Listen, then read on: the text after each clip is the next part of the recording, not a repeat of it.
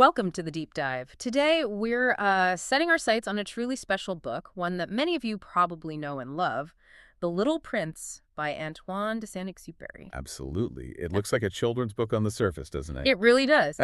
But our source material for this deep dive, it's this really comprehensive literary review, and it argues there's so much more going on. Mm-hmm. Layers upon layers. Exactly. So our mission today is to kind of peel back those layers, uncover why this seemingly simple story has such, universal staying power. Get into what makes it tick. Yeah. So let's start with the person behind it all. Antoine de Saint-Exupéry. He wasn't just a writer, was he? No, not at all. Fascinating guy. He was a well-known French aviator, a real pioneer in flight, but also very much a thinker, a philosopher. And his life experiences, especially the flying, seem deeply woven into his work. Inextricably linked, you could say. And the context for The Little Prince is crucial. It was published in 1943. Right in the middle of World War II. Exactly. While he was in exile in the U.S., actually. France had fallen, the world was in chaos, and he was dealing with immense personal loss, too. Wow. So that backdrop must have really shaped the book's feeling. Absolutely. The review calls it this haunting mix. There's warmth, definitely, but also this deep melancholy and a real sense of moral urgency. It feels both timeless and very much of that moment. Okay, so that personal history, that context, leads into how he actually structured the story, which was pretty interesting. It is. It's what scholars call a framed narrative. Right. So you have the outer frame. Which is the pilot, the narrator, who's crashed his plane. He's stranded alone in the Sahara Desert. Very immediate, very stark. And then inside that frame, you get the main event. The inner story. That's the little prince himself appearing seemingly out of nowhere and recounting his travels, his encounters on other asteroids, and his reflections. And it's not just a clever trick, is it? That structure. No, it's really inviting us, the reader, into the pilot's own rediscovery. His isolation in the desert kind of mirrors the way adults can become isolated, cut off from their inner child, from what's important. Ah, okay. So meeting the prince is a catalyst for the pilot and for us. Precisely. And the way Saint-Exupéry writes, it's deceptive. The prose style is so simple, almost childlike, very clear, very direct. Accessible for kids, right? Totally accessible for kids. But underneath, or maybe within that simplicity, there are these huge layers of poetic and philosophical meaning for adults. That duality seems key. Childlike clarity, but with this existential weight. That's a perfect way to put it. He uses allegory, metaphor, parables, but very precisely. Think about the king on his tiny planet, ruling over nothing. I reign over all. Yeah, and it just perfectly captures that absurdity of power for its own sake. Simple statement, deep meaning. That's the book all over. Okay, so we've got the context, the structure, the style. Let's really dive into the heart of it now, the themes. This book is packed with them. Oh, absolutely. And maybe the most central one, the one you hit right away, is this idea about childhood, innocence. And how adults lose it? Yeah, the book says adults never understand anything by themselves. They always need things explained. They focus on numbers, on appearances. Like the drawing of the boa constrictor digesting an elephant, which they only see as a hat. Exactly. The little prince, though, he sees differently. He asks the real questions. It's not just naivety. The review calls it spiritual clarity. He cuts through the adult nonsense. That's a powerful critique, isn't it? And it seems to broaden out into a critique of modern life, of alienation. Definitely. Those planets the prince visits. Each one is like a little symbol of adult absurdity. You got the king we mentioned.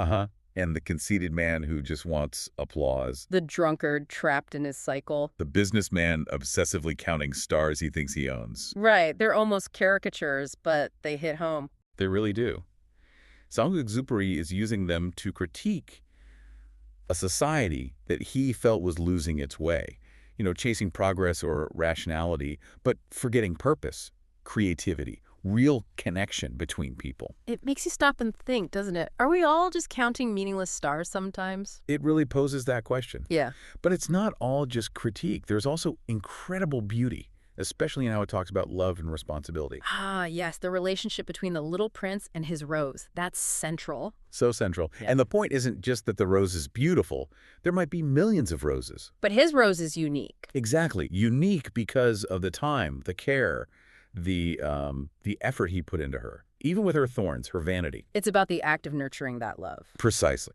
And this is where the fox comes in with maybe the most famous lesson in the book. You become responsible forever for what you have tamed. That line, it's so profound. It's saying love isn't passive. It's not just admiration. It demands commitment, patience, dealing with imperfections. It's about creating bonds, the act of taming, as the fox calls it. That idea of taming as building a relationship, building trust. Yes. Through shared time, through ritual.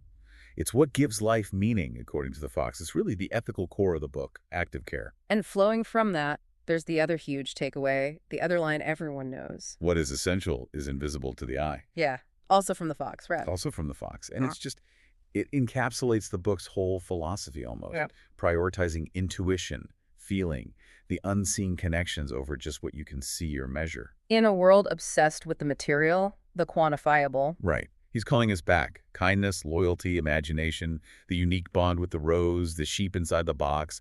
These are the things that truly matter, but you can't necessarily, see them or touch them. The pilot's drawing of the sheep in the box is such a perfect visual for that, isn't it? The essential thing is unseen. It really is. It ties it all together visually. It's amazing how the characters carry these big ideas. They feel less like individuals and more like symbols. Oh, absolutely. Yeah. The review points this out clearly. Each one has a symbolic job to do. So the little prince himself. He's like the soul searching for meaning, but with that pure, innocent perspective, seeing with the heart. And the pilot.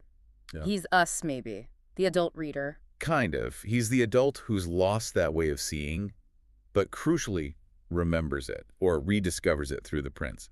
He bridges the gap. Okay. And the rose. Complex love. Beautiful, demanding, flawed, but made special by commitment. The fox is the teacher, obviously. Clearly the teacher figure, spelling out those core truths about connection and responsibility. And all those adults on the planet. That represent different societal vices or dead ends, vanity, greed, pointless routine, empty authority. It gives the whole thing a kind of timeless, fable-like quality. Which ties into the overall tone. It feels so gentle, maybe even whimsical sometimes. Yeah, whimsical is a good word for parts of it. But underneath, there's always this sadness, a longing. A definite melancholy, yes. Yeah. A longing for connection, for the past, for meaning. But it's never bitter or cynical. No, it feels tender, reflective. Exactly. Tender, reflective, and full of grace. Saint-Exupéry isn't hitting you over the head with messages. He's inviting you to feel, to reflect alongside the characters. It makes the emotional impact really linger, doesn't it? It really does. You carry it with you. So how does a book that seems so simple manage to explore such deep philosophical questions, meaning of life stuff? It's that magic combination again. The simplicity makes the profundity accessible. It asks huge questions. What gives life meaning? How do we connect in this huge universe? What does it really mean to love, to be responsible? But without giving easy answers? No easy answers. Right. It affirms the mystery, the importance of personal experience, of connection, of just basic moral courage. It's philosophy wrapped in a story, not a lecture. Okay, we cannot talk about The Little Prince without talking about the pictures, the illustration. Oh, absolutely essential. Saint-Exupéry's own watercolors. They feel a completely part of it, not just added on. Totally inseparable. Yeah. The review calls them a handmade spiritual artifact. They have this naive, childlike style, but they're incredibly expressive emotionally. And they actually play a role in the story itself, don't they? Yes, that's the metafictional part. Like the boa constrictor hat drawing right at the beginning. It's not just mentioned, you see it. And it immediately proves the point about adults not seeing properly. Exactly. It visually demonstrates the core theme from page 1. Yeah. It tells you how to read the book, in a way. Look deeper. It's no wonder this book has had such an unbelievable legacy. It seems to be everywhere. It really is a global phenomenon. One of the most translated books ever. Over 300 languages, apparently. Wow. And best-selling, obviously. Millions and millions of copies. You see it used in schools, quoted everywhere. Referenced in films, music. Oh, yeah. Countless adaptations, too. Films, plays, operas, ballets. It just resonates across cultures, across ages. It taps into something fundamental. But even a book this beloved, does it get criticized? Does everyone think it's perfect? Like any major work, it faces some critiques. Nothing's universally adored, right? Sure. So what are the common ones? Well, some find the allegorical structure a bit repetitive, maybe a little too straightforward in its messages sometimes. Okay, I could see that. And the Rose, her character has drawn criticism for being maybe overly sentimental, or some read it as reinforcing certain gender stereotypes. Interesting.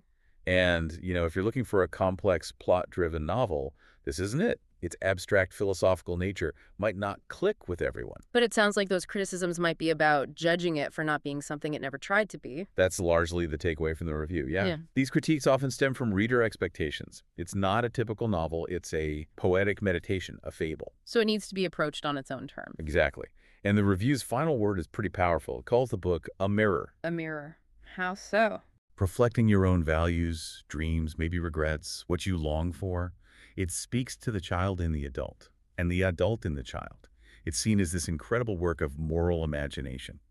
Disarmingly simple, infinitely deep. That's the phrase used. And it apparently reveals something new every time you read it. The review gives it top marks as literature, as art, and as soul work. Wow. What a journey through this incredible book. It's so clear it's way more than just for kids. It's this deep dive into being human, loving, connecting, truly seeing. Stays with you. It really does. So maybe something for you, the listener, to think about as you go on with your day. What are those invisible, essential things in your own life, the stuff you might be overlooking? Mm-hmm. Two questions. Or thinking about the fox. What relationships are you truly responsible for? The ones that need your time, your care, your taming. Maybe it's worth revisiting The Little Prince or picking it up for the first time and just seeing what reflections appear in that mirror for you.